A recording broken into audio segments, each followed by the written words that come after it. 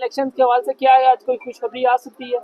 देखो, खुशखबरी तो आनी चाहिए। इलेक्शन के बारे में अभी तो प्रोसीडिंग्स हुई हैं, हमारी तरफ से प्रोसीडिंग अली ज़फ़र साहब ने कंप्लीट कर ली है। बहुत अच्छी प्रोसीडिंग्स हुई है। हमारी सबमिशंस ये थी कि सुप्रीम कोर्ट पहले भी ऑर्डर कर चुकी है 90 डेज़ में इलेक्शन आईन का तकाजा है। सुप्रीम कोर्ट ने भी ये ऑब्जर्व कर लिया कि आईनी मसला है, किसी को इसमें डिले नहीं करना चाहिए था, और जो भी जिसकी भी जिम्मेदारी थी आईन इस तारीख देने की, उसको ये जिम्मेदारी निभानी चाहिए थी। इलेक्शन होने चाहिए थे वक्त पे। अब इलेक्शन कमीशन की तरफ की जब बारी आएगी तो मुझे उम्मीद है इलेक्शन कमीशन कोई ना कोई डेट तो ये कह रही है। आल्दो सुप्रीम कोर्ट ने 90 डेज़ का कहा है, आईन में भी 90 डेज़ का है, लेकिन लास्ट टाइम पे जब 90 डेज़ में नहीं हो सकता था, सुप्रीम कोर्ट ने एक टर्म इस्तेमाल किया था कि द बेयरेस्ट मिनिमम पीरियड में आप कर ले।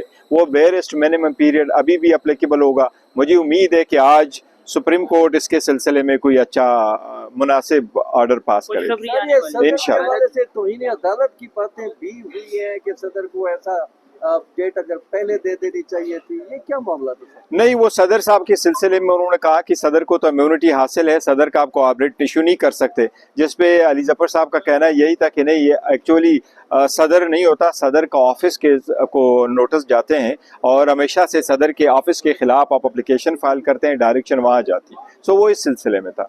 इलेक्शन का तारीख देना सदर का काम है, सुप्रीम कोर्ट भी इस बात पे कायल है, लेकिन सदर ने अपनी जिम्मेदारी पूरी नहीं की। तो सर, आप नहीं समझते उनके खिलाफ भी कानूनी कार्रवाई होनी चाहिए? देखिए, सदर के खिलाफ कानूनी नहीं, उन्होंने जवाब जो दिया था कि लास्ट टाइम मैं ऑर्डर दे चुका था, उस पर अमल दरामद नहीं हुआ, अभी कानून में भी तरमीम हुई है, तो इलेक्शन कमीशन को बुलाया था उसके साथ। लेकिन हमारा यकीन में यह है कि सदर के पास कुछ जिम्मेदारियां हैं, लेकिन उसके पास इख्तियारात नहीं है।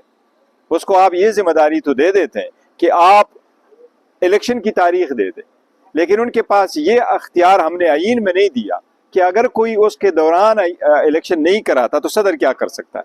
सदर न वो सिविल सर्वेंट को और उस ऑफिस को न रिमूव कर सकता है, न उसके खिलाफ प्रोसीड कर सकता है। तो इसलिए ये इख्तियारात बगैर वो दांतों वाले हैं। सर, लेकिन आप क्या समझते हैं, आपको नहीं नजर आ रहा कि सदर ने जिस तरह इलेक्शन कमीशन को कहा था, उन्होंने तो इस तरह कहा है जैसे जाहिर हो रहा है कि वो रिक्वेस्ट करे कि आप सियासी पार्टी से भी मुशावरत करें। तो क्या ये सदर की कुर्सी के साथ सर ये उस लेवल पे उन्होंने बात नहीं किया अगर वो प्रेसिडेंट ऑफ पाकिस्तान? देखो, इस मुल्क में जिसके पास आईनी होता रहा है उसने one way the other day उसको या तो मिसयूज किया है या उसका सही इस्तेमाल नहीं हुआ है। ये तो हुआ है, लेकिन आज के दिन के लिए इतना तो जरूर है कि शायद डेट अब आ जाएगी, तारीखें अब बाकी खत्म होगी, कब होगा इंशाल्लाह पक्की तारीख आने वाली है। के हवाले से क्या चल रहा है? कुछ लग रहा है कि उनको भी कोई इलेक्शन में मौका मिल सकेगा? जो देखो, अभी तो हमें ये मार रहे हैं सारे अंधे रास्तों में और हमारे लिए रास्ते बंद कर रहे हैं, लेकिन अल्लाह के रहम करम से अवामी ताकत इतनी ज़्यादा है कि ये लोग जो हमें रास्ते से हटाना चाह रहे हैं उनको भी पता है कि उनकी भी बड़ी मुश्किल आ रही है और ये ऐसे आसानी से ख़त्म नहीं कर सकते। अवाम के ख़िलाफ़ जो भी क़ुव्वत आई है, हमेशा से तारीख़ ने साबित किया है कि वो लोग नाकाम हो चुके हैं। मैं समझता हूँ PTI को ये कभी डिफीट नहीं कर सकेंगे। इंशाल्लाह PTI जो है ना इलेक्शन में पार्टिसिपेट करेगी और इंशाल्लाह बारी भरकम अक्सरियत से हम पावर में आएंगे। लबैक के मामले में जो है वो पैट को भी कल चीफ साहब घसीट रहे थे, मामला फैजाबाद धरने का था। आप क्या समझते हैं, वहाँ उनका कोई रोल बनता था फैजाबाद? देखे कि जिसी का भी रोल बनता था, लेकिन पिटीशन जो सुप्रीम कोर्ट के सामने है आईनी, वो थी एक रिव्यू पिटीशन। आईन के मुताबिक रिव्यू पिटीशन आप 30 डेज में सुनते हैं। अगर 30 डेज की पिटीशन आप 10 साल बाद सुने तो उसमें सारे लोग जो सरकार के भी थे, जो वफाकी हुकूमत के थे, वो सारे लोग रिटायर हो चुके हैं। जो ऑफिशियल लोग हैं वो धरने वाले सारे हजरात अल्लाह को प्यारे हो गए।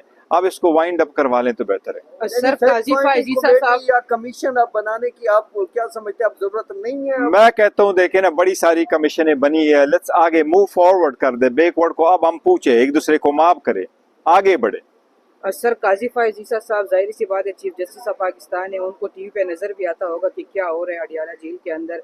तो जिस तरह आपने कहा कि PTI जरूर इलेक्शन में हिस्सा लेगी, क्या उसमें इमरान खान साहब हिस्सा लेंगे?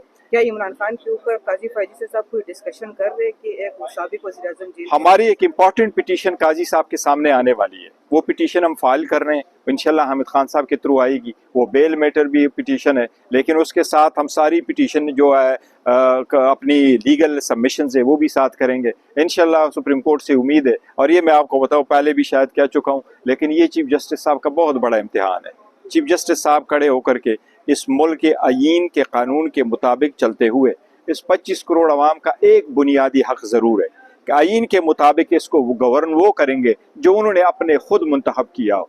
इसके सिलसिले में ये बहुत इंपॉर्टेंट है कि आज सुप्रीम कोर्ट वो रोल प्ले करेगी कि सारे इलेक्शन फ्री एंड फेयर हो और सारे लोग उसमें पार्टिसिपेट करें, जिस तरह 2007 में मुशर्रफ का रास्ता रोका था। कि हाई इसी कोर्ट के तरह फैसलों के खिलाफ इमरान खान साहब के जो उन्होंने फैसले दे रखे हैं, कब तक दरखास्तें हमारी सारी सुप्रीम कोर्ट में जो बाकी है वो आ चुकी है और बेल वाली एप्लीकेशन इंशाल्लाह ताला आने वाली है। आज हमारी जो ओपन ट्रायल वाले सिलसिले में वो ICA वो भी आज होना है।